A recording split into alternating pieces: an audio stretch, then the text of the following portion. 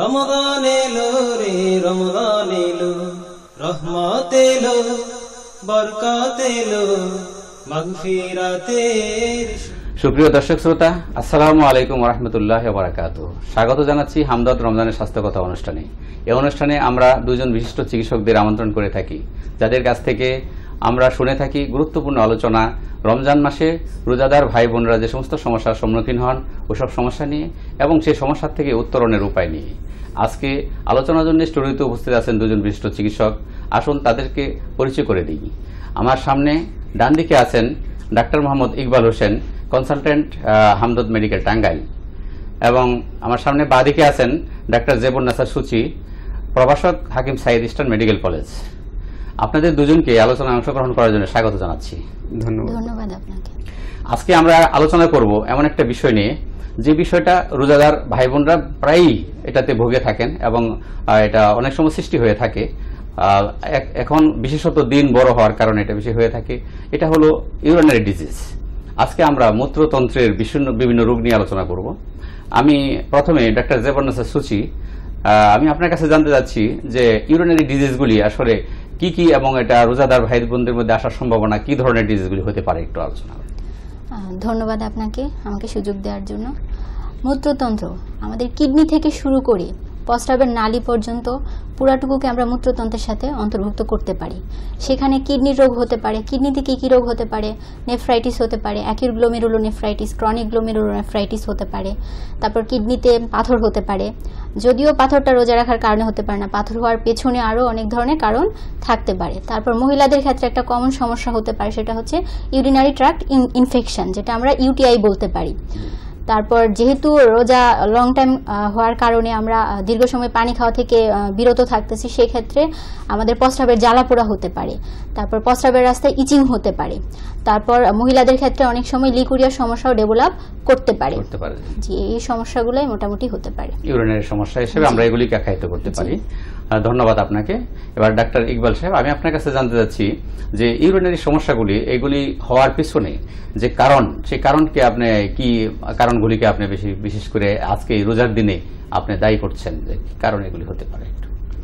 Urinary disease আসলে একটা common অনেকগুলোই আছে। তার মধ্যে যেমন ইউটিআই একটা গুরুত্বপূর্ণ বিষয়, অর্থাৎ ইউরিনারি ট্র্যাক্ট ইনফেকশন যেটাকে আমরা বলি। তো ইউটিআই এটা জটিল কিছু না, এটা স্বাভাবিক বিষয়। তো প্রপার চিকিৎসা করলে এটা সুস্থ হয়ে যায়। তো ইউটিআই যেটা প্রথম কারণ হতে পারে যে জীবাণু ঘটিত কারণ, যেমন স্ট্রেপ্টোকক্কাস, স্টেফাইলোকক্কাস জীবাণু দ্বারা হতে পারে। আবার কিছু আছে জীবাণু ঘটিত ছাড়া, সেটা হতে পারে যে যদি পানির পরিমাণে কম খাওয়া হয়, যতটুকু দরকার অতটুকু খেলো না, তাহলে প্রস্রাবে জ্বালাপোড়া হতে পারে। তারপর হতে পারে যে হয়তো দেখা গেল যে অতিরিক্ত ডায়রিয়ার কারণে শরীর থেকে পানি বের হয়ে গেল, তখন ভিতরে যে পানি থাকার কথা ছিল তখন প্রস্রাবের পরিমাণ কমে যায়, তখন প্রস্রাবে জ্বালাপোড়া হতে পারে। আবার ওই মনে করেন যে কলেরার ক্ষেত্রেও সেম, যে শরীর থেকে প্রচুর পরিমাণে পানি বের হয়ে যায়। আবার কিছু আছে যে কিডনিতে সমস্যার কারণে, যেমন কিডনিতে মনে করেন যে কিডনি থেকে তো প্রস্রাবটা বের হয়ে আসে, অর্থাৎ ফিল্টার হিসাবে চলে আসে। তো ওই কিডনি থেকে যদি কোনো কারণে বাধার সৃষ্টি হয়, প্রস্রাব ঠিকমতো বের না হতে পারে, তখন দেখা যায় যে অলিগুরিয়া, মানে অ্যানুরিয়ার মতো জটিল রোগ হতে পারে। অ্যানুরিয়ার মতো জটিল রোগ হতে পারে, অর্থাৎ দেখা যায় যে তখন দিনে প্রায় 100 মিলিলিটারের প্রস্রাব পরিমাণ অনেক কমে যাবে এবং প্রস্রাব লাল হবে, লাল ধারণ করে। এবং চেহারাতে দেখা যায় অনেক সময় এই রোগের ক্ষেত্রে চেহারাতেও পানি এসে চোখের সাথে একটা বার্নিং সেন্সেশন, যে প্রস্রাব করতে জ্বালাপোড়া করে, জ্বালাপোড়া করতে বা বারবার যেতে হয়, অনেক সময় প্রস্রাব ক্লিয়ার হয় না বা তলপেটে ব্যথা অনুভব করে। তো এইসব কারণে ইউটিআইটা হতে পারে বা প্রস্রাবে জ্বালাপোড়া হতে পারে। এটা আসলে রমজানের সাথে খুবই রিলেটেড, কারণ দীর্ঘ 14-15 ঘন্টা আমরা পানি ছাড়া বা পানাহার ব্যতীত থাকতে হয়।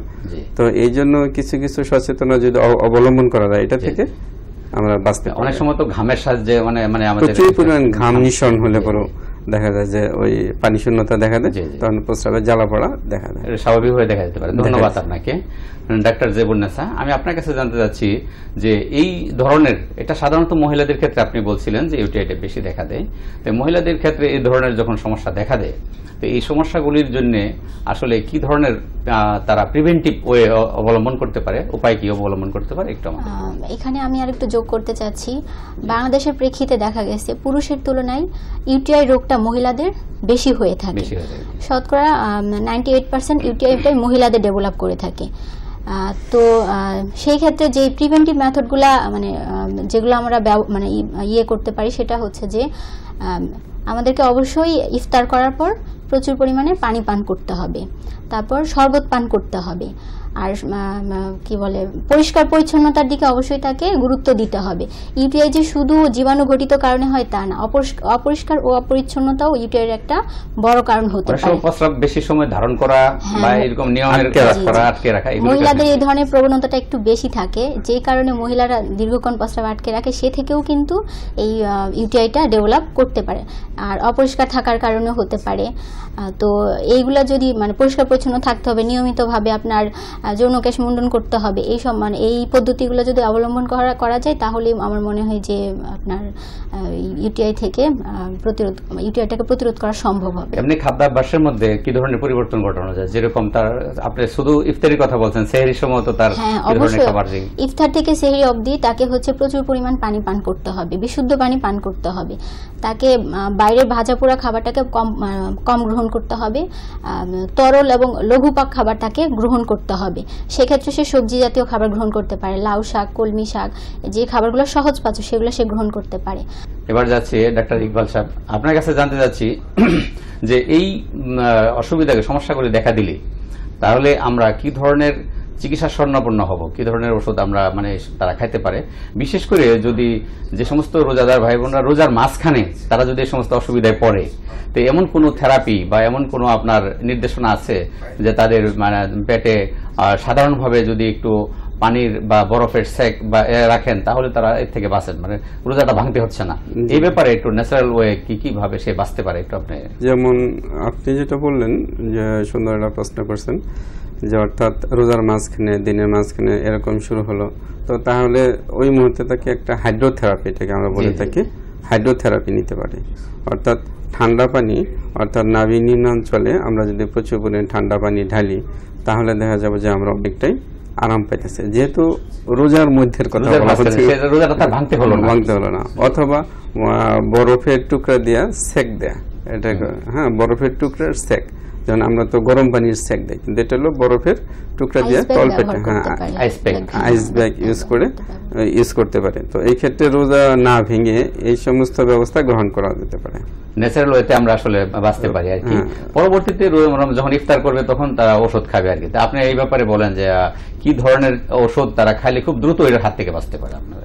যেমন এটার এক নম্বর যে এটার হচ্ছে যে পানি স্বল্পতার কারণে দেখা যায়, এই জন্য বেশি বেশি পানীয় এবং শরবত জাতীয় জিনিস বেশি খেতে হবে। এই ক্ষেত্রে যে ম্যাডাম বললেন যে শরবতের রু আবচা, এটা 1 গ্লাস পানিতে 10 মিনিট মিশিয়ে এটা পান করবে। আবার আমাদের হামদর্দের একটা চমৎকার মেডিসিন আছে ক্যাপসুল পামেট, হ্যাঁ পামেটও দিয়ে তৈরি একটা হার্বাল প্রোডাক্ট, সারা ওয়ার্ল্ডেই চলে। এই ক্যাপসুলটা 1 ক্যাপসুল করে দিনে আমরা 2 বার খাবো। আরেকটা ক্যাপসুল আছে যেমন সেটা হলো নিমুল্যান্ট, এটা হলো ইউটিআইয়ের ক্ষেত্রেও কাজ করে, আবার আমরা যে সারাদিন রোজা থেকে একটু দুর্বলতা বোধ করি বা শরীরে যে রোগ প্রতিরোধ ক্ষমতা কমে যায় সেটার ক্ষেত্রেও কাজ করে। তো এটা আমরা ক্যাপসুল নিমুল্যান্ট 1 ক্যাপসুল করে দিনে 2 বার খাবো।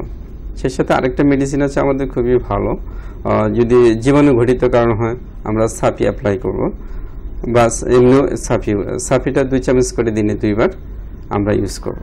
আরেকটা আছে যে আরেকটা মেডিসিন খুবই ভালো, এটা ওয়েল নোন, সবাই জানে, যে অ্যালকুলি সিরাপ।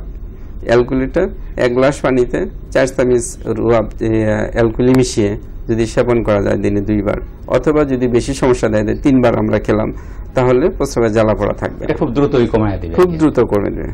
সুপ্রিয় দর্শক, যাচ্ছি বিজ্ঞাপন বিরতিতে, কোথাও যাবেন না, আমাদের সাথেই থাকুন।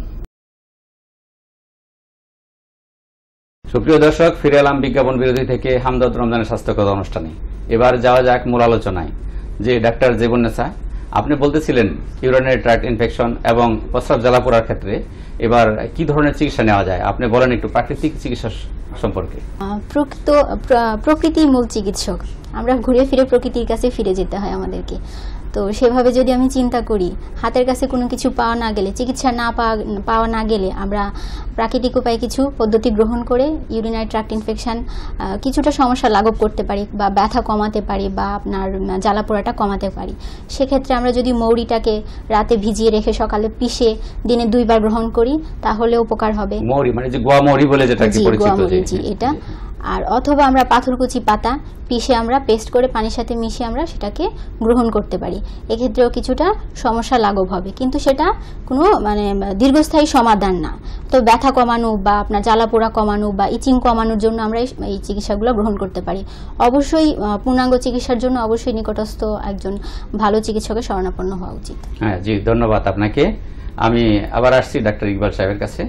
যে আপনার কাছে আমি জানতে চাচ্ছি যে এই ইউরিনারি ট্র্যাক্ট ইনফেকশন ছাড়া আরো যে ইউরিনারি ডিজিজগুলি হতে পারে, আপনি বলছিলেন প্রস্টেট গ্ল্যান্ড এনলার্জ হতে পারে, এটাও একটা ইউরিনারি অসুবিধা মানে সমস্যা, এটা পুরুষদের ক্ষেত্রে যা হয়ে থাকে। এই ব্যাপারে আপনি তাদের ব্যাপারে বলেন যে কি ধরনের চিকিৎসা দেওয়া যেতে পারে। যেমন আমরা ইউটিআই বললাম, ইউটিআই এর ক্ষেত্রে দেখা যায় যে প্রস্রাবে জ্বালা পোড়া হচ্ছে, তো ওই প্রস্টেট গ্ল্যান্ড যেটা পুরুষের থাকে, যে পুরুষের যে টেস্টিস আছে ওইটার একদম নিচের অংশ অর্থাৎ গোড়ার দিকে জাম্বুল ফলের মতো দেখা যায় যে একটা লম্বা ছোট্ট একটা দানার মতো থাকে, সেটাকে আমরা প্রোস্টেট বলে থাকি। সেখান থেকে প্রোস্টেট গ্ল্যান্ড সিক্রেশন হয়, রস ফ্লুইড সিক্রেশন হয়, যেটা সিমেনকে জীবিত রাখে, বাচ্চা ধরার ক্ষেত্রে সহযোগিতা করে।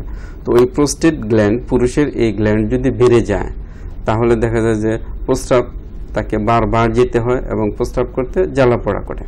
তো এই যে পুরুষের একটা সমস্যা, এই সমস্যার ক্ষেত্রে যেহেতু প্রস্টেট গ্ল্যান্ড বলছেন ইউরিনারি ব্লাডারের একেবারে পাশে থাকে, সেহেতু এটা হ্যাঁ জি, এটা বেশি প্রস্রাবের জন্য একটা এফেক্ট এটার পড়ে, জ্বালা পোড়া বন্ধ হয়ে যায়, জ্বালা পোড়া পড়ে, প্রস্রাব করতে পারে না বা প্রস্রাব করতে জ্বালা পোড়া হয়, বারবার মূত্রত্যাগের একটা প্রবণতা থাকে। যেহেতু এনলার্জের কারণে নালীটা চিকন হয়ে যায়, সেক্ষেত্রে তাকে বারবার ঘন ঘন মূত্রত্যাগ করতে যাইতে হয় এবং চাপ প্রয়োগ করতে হয় তাকে প্রস্রাবের। তো সেই ক্ষেত্রে দেখা যায় যে এটা যে চিকিৎসা, তো চিকিৎসার ক্ষেত্রে আমাদের যে একটা ভালো ওষুধ আছে, ঠিক আছে, তো এই ক্ষেত্রে আমরা দিব যে যাতে প্রস্রাবটা ক্লিয়ার হয় সেই জন্য দিব আমরা হলো অ্যালকুলি, আর ওই রোগটা যাতে পুরোপুরি সেরে যায় তার জন্য আছে ক্যাপসুল পামেট, 1 ক্যাপসুল করে দিনে 2 বার আহারের পর। আর আরেকটা মেডিসিন আছে আমাদের খুবই ভালো কাজ করে, যেটাকে বলা হয় সুফুফে আমলা, প্রোস্টেট গ্ল্যান্ড বৃদ্ধির ক্ষেত্রে খুব চমৎকার কাজ করে। যেমন দেখা যায় যে অ্যালোপ্যাথির মধ্যে গেলে পরে ওই যেটা হামদর্দে মনে আমরা প্রোস্টেটাম নামে পাচ্ছি, জি জি আমরা প্রোস্টেটাম নামে পাচ্ছি, এটা খুব ভালো মানে একটা প্রসিদ্ধ ওষুধ, আগে ছিল এখন বলেছিল। আসলে এই আমরা অনেকেই সাধারণত বলে থাকি বা মনে করি যে প্রস্টেট গ্ল্যান্ড বেড়ে গেলেই মনে হয় অপারেশন করতে হবে, এটা আসলে এমনটা নয় না। যেমন অ্যালোপ্যাথির ক্ষেত্রে বেশিরভাগ আমরা করতেছি না, তো ওনাদের কাছে গেলে পরে বলে যে অপারেশন করতে হবে বা একটা বিগ অ্যামাউন্ট তারা ডিমান্ড করে। কিন্তু আমাদের এই চিকিৎসাটা যেমন ক্যাপসুল পামেট, সিরাপ অ্যালকুলি 4 চামচ করে দিনে 2 বার, ক্যাপসুল পামেট 1টা করে দিনে 2 বার, আর হচ্ছে প্রোস্টেটাম বা সুফুফে আমলা যেটা, তো এটা 1 চামচ করে দিনে 2 বার পানির সাথে মিশিয়ে যদি সেবন করা যায়, নিয়মিত 2 মাস সেবন করলে আশা করা যায় যে উনি পুরোপুরি সুস্থ হয়ে যাবে। তো এছাড়াও যেমন আরও কিছু ডিজিজ আছে যে ইউটিআইয়ের ক্ষেত্রে আমরা লক্ষ্য করে থাকি, যেমন অ্যানুরিয়ার ক্ষেত্রে দেখা যায় কি যে প্রস্রাবে তো জ্বালা পোড়া হয়, এই সমস্যাটাও মূলত হয় হচ্ছে কিডনির সমস্যাজনিত কারণে হয়ে থাকে এবং প্রস্রাবের পরিমাণ খুবই কমে যায়, অর্থাৎ দিনে 100 মিলির কম প্রস্রাব করে। তো এটা হয় কি ওই কিডনি থেকে যে প্রস্রাব নিঃসরণ হয় ওই নালী পথে যদি বাধার সৃষ্টি হয় তাহলে প্রস্রাবের পরিমাণটা কমে যায়, আর হতে পারে যে কিডনি যখন অকেজো হয়ে যায় সেই ক্ষেত্রে এই সময় অ্যানুরিয়ার সমস্যাটা দেখা যায়। এটা বহুত কমপ্লিকেটেড কেস, তখন এটা হয়তো বিশেষজ্ঞ চিকিৎসকের কাছে যেতে হবে। জি জি, তখন প্রস্রাবে জ্বালা পোড়া হয়। জি আচ্ছা, ধন্যবাদ আপনাকে ডাক্তার জেবুন্নেসা। আপনি বলছিলেন যে ওই আপনার ইউটিআই ইউটিআই প্রবলেমের ক্ষেত্রে এটা যেহেতু মহিলাদের ক্ষেত্রে বেশি হওয়ার সম্ভাবনা, কারণ মহিলাদের এই অঙ্গগুলি এমন কিছু যেমন রেকটামের অতি কাছাকাছি অনেক ধরনের জীবাণু বা সংক্রমণ হওয়ার সম্ভাবনা থাকে, পসিবিলিটি। এই ব্যাপারে সুনির্দিষ্ট কি ধরনের ওষুধ আছে আমরা যে ওষুধের শরণাপন্ন হতে পারি? আচ্ছা, ধন্যবাদ আপনাকে। আপনি যেটা খুব সুন্দর একটা কথা বললেন যে পুরুষ এবং মহিলাদের কেন হচ্ছে ইউটিআইটা বেশি হবে, এটার একটা সুনির্দিষ্ট কারণ হচ্ছে যে প্রস্রাবের নালীর যে দৈর্ঘ্য, পুরুষদের দৈর্ঘ্যটা আপনার যথেষ্ট বেশি, কিন্তু রেকটাম থেকে মহিলাদের হচ্ছে নালীর প্রস্রাবের নালীর মানে দূরত্বটা খুব কম, কিন্তু পুরুষদের ক্ষেত্রে সেটা বেশি। প্লাস হচ্ছে পুরুষদের তুলনায় প্রস্রাবের নালীর দৈর্ঘ্যটাও ছোট বা কম। এই কম থাকার কারণে জীবাণু খুব সহজেই রেকটাম থেকে, যেহেতু আমরা জানি মলাশয় বা মলদার আশেপাশে তুলনামূলকভাবে জীবাণু অনেক বেশি থাকে, কৃমির উপদ্রব বা কৃমি বেশি থাকে, সেগুলো খুব সহজে ওখান থেকে আপনার প্রস্রাবের রাস্তাতে সংক্রমণ ঘটাতে পারে, সেভাবে ইউটিআই ডেভেলপ করতে পারে। তো যেটা হলো যে প্রসিদ্ধ অনেক ওষুধই আছে, স্যার অনেক ওষুধের নাম বললেন, তার মধ্যে যেহেতু লক্ষণের মধ্যে যে জিনিসগুলো আমরা মানে করে থাকি সেটা হচ্ছে যে মহিলাদের ক্ষেত্রে বারবার প্রস্রাবের ব্যাগ হবে এবং অল্প অল্প করে প্রস্রাব হবে, তলপেটে ব্যথা হবে এবং প্রস্রাবে জ্বালা পোড়াও থাকতে পারে, গরম ভাব অনুভূত হতে পারে এবং মহিলাদের কোটি দেশে মানে পৃষ্ঠদেশেও এই কারণে ব্যথা হতে পারে। এই সমস্যাগুলো মহিলারা ডেভেলপ করতে, এর সাথে সাথে মহিলাদের আরও একটা জিনিস যেটা হচ্ছে যে ভ্যাজাইনাল ইচিং ডেভেলপ করতে পারে এবং জায়গাটা ড্রাই হয়ে যেতে পারে বা শুকনা হয়ে যেতে পারে, ভ্যাজাইনাইটিসও হয়ে যেতে পারে। তো সেক্ষেত্রে আমাদের প্রসিদ্ধ অনেক ওষুধ আছে, আমরা মহিলাদের জন্য অবশ্যই ব্যবহার করতে পারি। আমরা সুপারি পাক ব্যবহার করতে পারি মহিলাদের জন্য, তারপর আমরা সিরাপ মাস্তুরিন ব্যবহার করতে পারি। যদি প্রদাহ বা ইনফেকশন থাকে তাহলে আমরা অবশ্যই আমরা চোপচিনি ব্যবহার করতে পারি, হ্যাঁ সাফি আমরা অবশ্যই সিরাপ সাফি আমরা ব্যবহার করতে পারি, 4 চামচ করে খাবে দিনে 2 বার, ঠিক আছে, এগুলো আমরা ব্যবহার করতে পারি। সাথে যেহেতু জ্বালাপোড়া থাকবে, জ্বালাপোড়া নাশের জন্য আমরা আমাদের শরবতে অ্যালকুলি যেটা বলি সেই অ্যালকুলিটা আমরা ব্যবহার করতে পারি। খুবই ভালো একটি ওষুধ জ্বালাপোড়া নাশের জন্য, মহিলাদের ইউটিআইয়ের সমস্যা কমানোর জন্য, সেটা আমরা ব্যবহার করার নিয়ম বিধি হচ্ছে স্যার অবশ্যই বলছেন, তারপর আমি একটু বলছি। সেটা হচ্ছে যে আপনার 3 অথবা 4 চা চামচ ওষুধ আপনার হাফ গ্লাস পানির মধ্যে মিশিয়ে সেটা দিনে 3 থেকে 4 বার গ্রহণ করতে হবে। জি, ধন্যবাদ আপনাকে। যে পাথরের ক্ষেত্রে এখন আপনি কি মনে করেন যে তাদের কি ধরনের চিকিৎসা শরণাপন্ন হতে পারে বা ন্যাচারাল ওয়েতে তারা কি জিনিস খেতে? আপনি বলছিলেন ওই একটা পাতার কথা, জি জি, সেটা হচ্ছে যে পাথর কয়েকটা জায়গায় হতে পারে, তার মধ্যে কিডনিতে পাথর হওয়ার প্রবণতাটা একটু বেশি থাকে, কারণ কিডনি আমাদের শরীরে এমন একটা অঙ্গ যেটাকে ছাঁকন অঙ্গ বলা হয়।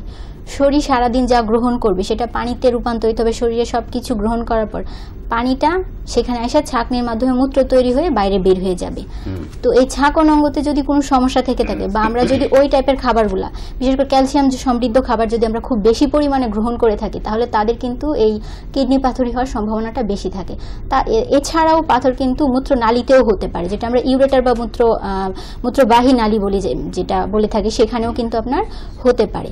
এখন আপনি যেটা বললেন যে এটার একটা আকৃতির বা একটা সাইজের একটা ব্যাপার আছে, স্যার খুব সুন্দর করে বলেন। আমাদের এই হামদর্দ বা ইউনানি পদ্ধতির মাধ্যমে চিকিৎসা করা কিন্তু খুবই সম্ভব, কিন্তু একটা নির্দিষ্ট সাইজের মধ্যে। এই সাইজের মধ্যে যদি থাকে তাহলে আমরা আমাদের হামদর্দের চিকিৎসা দিয়ে আমরা এটাকে ভালো করতে পারি, কিন্তু একটা নির্দিষ্ট সাইজের উপরে উঠে গেলে আমার মনে হয় সেটা অবশ্যই অপারেশনে সার্জারি শরণাপন্ন করতে হবে। জি, ধন্যবাদ আপনাকে। আজকের মতো আমাদের সময় এখানেই শেষ। আপনাদের দুজনকে স্টুডিওতে আসে আমাদের সাথে এই গুরুত্বপূর্ণ আলোচনা অংশগ্রহণ করার জন্য অসংখ্য ধন্যবাদ। আপনাকেও ধন্যবাদ। আপনাকে ধন্যবাদ মোহনা টিভিকে। সুপ্রিয় দর্শক, এতক্ষণ গুরুত্বপূর্ণ আলোচনা শুনলাম। এই আলোচনা যদি আমাদের জীবনে সামান্য উপকারে আসে তাহলে আমাদের অনুষ্ঠান সার্থক। রমজান এলো রে রমজান এলো, রহমত এলো, বরকত এলো, মাগফিরাতের সুযোগ এলো।